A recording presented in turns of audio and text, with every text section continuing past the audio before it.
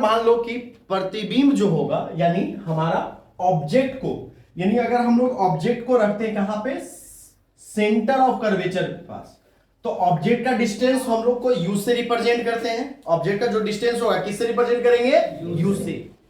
जब ऑब्जेक्ट को centre of curvature पे रखा जाएगा, है ना, तो उसका प्रतिबिंब जो होगा यानी उसका जो इमेज होगा वो सेंटर ऑफ कर्वेचर पे ही बनेगा, लेकिन उसके नीचे में ही बनेगा, है ना।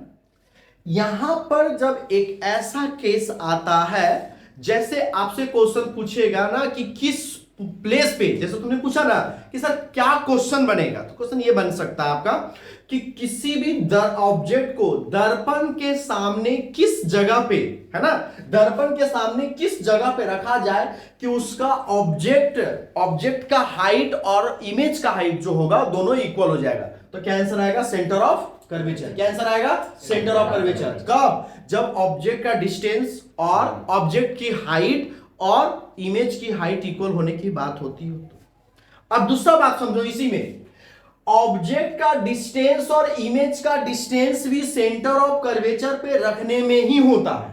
डिस्टेंस की बात, ये क्या होता है, हाइट ऑफ द ऑब्जेक्ट, ये क्या होता है, हाइट ऑफ द इमेज, और यहां से यहां का डिस्टेंस को क्या बोलते हैं, distance of the image and distance of the object. यानी ऑब्जेक्ट का डिस्टेंस और ऑब्जेक्ट का अगर इमेज इक्वल चाहिए तो आप कॉन्केव मिरर के सामने में सेंटर ऑफ कर्वेचर के पास अपने ऑब्जेक्ट को आप क्या करेंगे, प्लेस्ड करेंगे।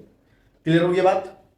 अब इमेज का जो नेचर है वो आपको क्लियर है। इमेज का नेचर क्या होता है बाबू, इन्वर्टेड, यानी वस्तु की अपेक्षा उल्टा।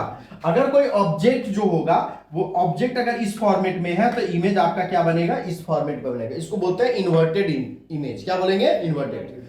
पर जो दर्पण के सामने प्रतिबिंब बन रहा है, यानी दर्पण के जो भी प्रतिबिंब दर्पण के फ्रंट साइड, यानी जिधर से परावर्तक सतह, दर्पण का दो सतह होता है, एक परावर्तक सतह और एक क्या होता है, पॉलिश्ड सरफेस, ठीक है ना।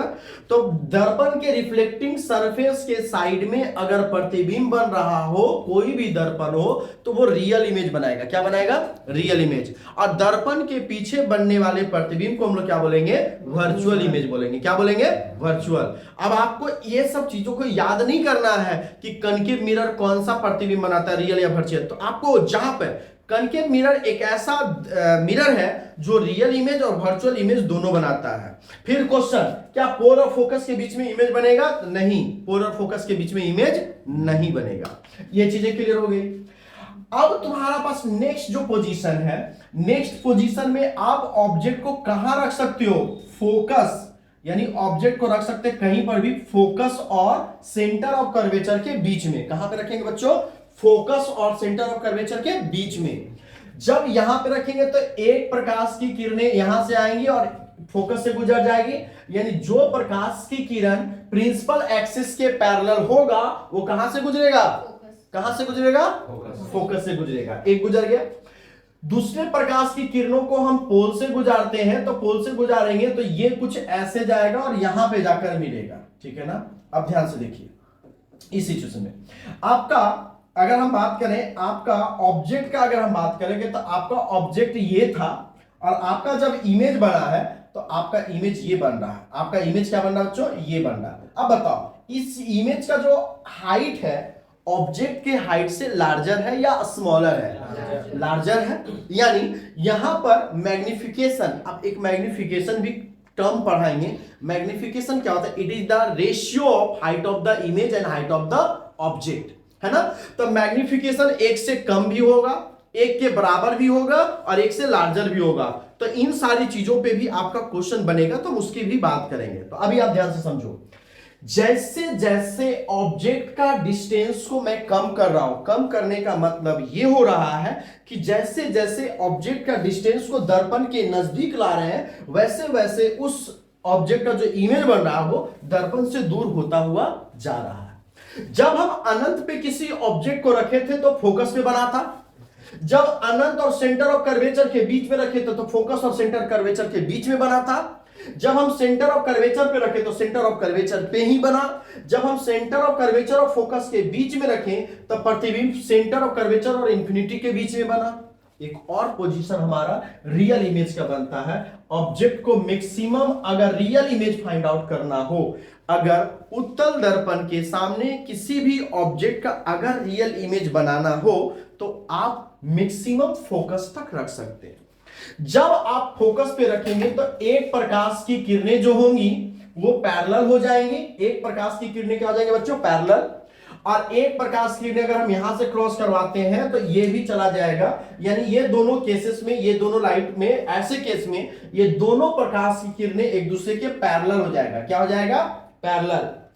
कोई भी चीज, अब तुम समझो, जब अनंत से कोई भी चीज, अनंत से प्रकाश की किरणें आती हैं तो हम उसे क्या मानते हैं? पैरेलल। मानते कि नहीं मानते? यानी सन हमारा क्या है? सर हमसे क्या अनंत इन्फिनिटी डिस्टेंस पे है। उससे आने वाली प्रकाश की किरणों को जब हम लोग पैरेलल मान चुके, यानी समानांतर मान चुके हैं, तो जो प्रकाश की किरणें पैरेलल जा रही हैं वो अनंत पे मिलेगी। ये हम मान सकते हैं कि नहीं मान सकते?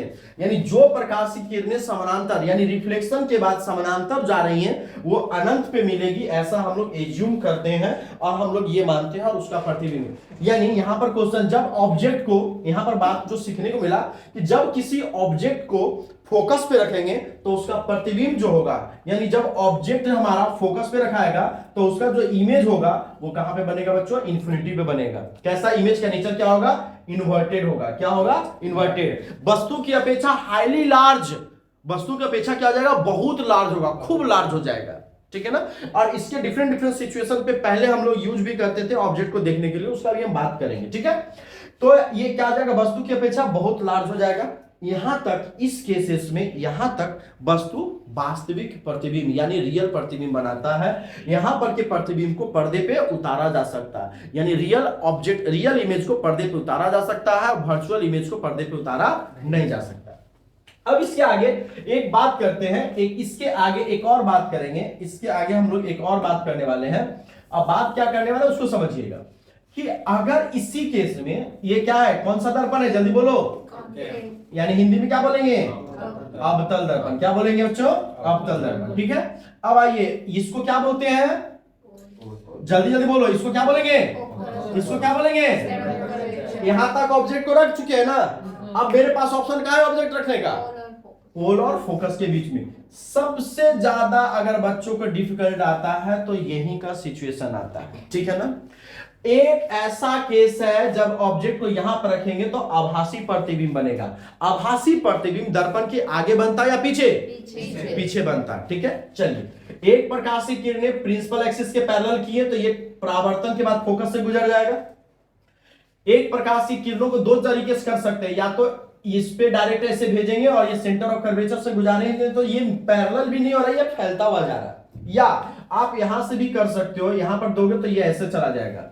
तो ये पैरेलल जाता तो हम क्या मानते हैं कि अनंत पे मिलेगा। पैरेलल जाता तो क्या मानते हैं? अनंत पे मिलेगा। लेकिन ये फैलता हुआ जा रहा है, यानी ये कहीं नहीं मिलेगा, और जैसे जैसे दूरी बढ़ेगी वैसे वैसे और दूर चला जाएगा, यानी अनंत पे भी नहीं मिलेगा। जब कोई भी चीज आगे अगर नहीं मिल सकता है तो हम ये इमेजिन करके चलते हैं कि उसको पीछे अगर बढ़ाया जाए तो पीछे जाकर वो मिल जाएगा। अब देखो, एक प्रकाश की किरणें ऐसे गया और एक प्रकाश की किरणें ऐसे गया, इसको हम ऐसे मिलाते हैं। ठीक है? इसको यहां पे मिलाए, यहां पे मिलेगा, ये हमारा हो जाएगा आभासी। सॉरी, ये हमारा क्या हो जाएगा बच्चों? आभासी। अब देखो प्रतिबिंब हमारा क्या बना? इसका ये वाला बना। ये दर्पण का बैक साइड है ना, इमेज क्या बना? वर्चुअल। इमेज क्या हो जाएगा? वर्चुअल। दर्पण के बैक साइड बना। ठीक है ना? और इरेक्ट, इरेक्ट मतलब वस्तु की अपेक्षा सीधा। अगर वस्तु अभी तक रियल में क्या हो रहा था? वस्तु ऐसा तो इमेज ऐसा। अब क्या हो रहा है कि वस्तु ऐसा तो इमेज भी ऐसा, लेकिन वस्तु की अपेक्षा इमेज क्या हो जा रहा है? लार्ज। इसको क्या बोलते हैं? इरेक्ट। क्या बोलते हैं? Erect image. जब कोई प्रकाश की किरण, मतलब जब कोई भी वस्तु को कनकेव मिरर में फोकस और पोल के बीच में रखा जाएगा तो एक ऐसा कंडीशन है अवतल दर्पण का जो वस्तु का वर्चुअल इमेज बनाता है। कौन सा इमेज बनाता है? वर्चुअल। और वो वर्चुअल इमेज कहां बनता है? दर्पण के पीछे। चाहे कोई भी मिरर हो, दर्पण के पीछे ही बनेगा। क्या बनेगा? वर्चुअल इमेज कहां बनेगा? दर्पण के पीछे। चाहे वो प्लेन मिरर हो, चाहे वो कॉन्वेक्स मिरर हो, चाहे वो क्या हो? कॉनकेव हो। ठीक है ना? अब वस्तु की अपेक्षा क्या हो गया? सीधा। वस्तु की अपेक्षा क्या रहेगा? सीधा। यानी वस्तु की अपेक्षा एज कंपेयर इरेक्ट हो, इमेज कैसा बनेगा? इरेक्ट इमेज बनेगा। यानी ये हो गया डिफरेंट डिफरेंट पोजीशन पे अगर हम ऑब्जेक्ट को रखते हैं तो nature of the object and nature of the image हमारा बनता है, और हम इस चीज को समझ गए। कुछ डाउट्स है तो बोलिए, यहां तक कोई डाउट्स नहीं है, हमेशा के लिए याद रहेगा, कुछ है तो बोलिए, कुछ आपके मन में क्वेश्चन अगर पूछते हैं तो बोलिएगा, ठीक है। अब इस पे हम मैग्निफिकेशन की बात करेंगे और इसमें बनने वाले फॉर्मूले की बात करेंगे, ठीक है।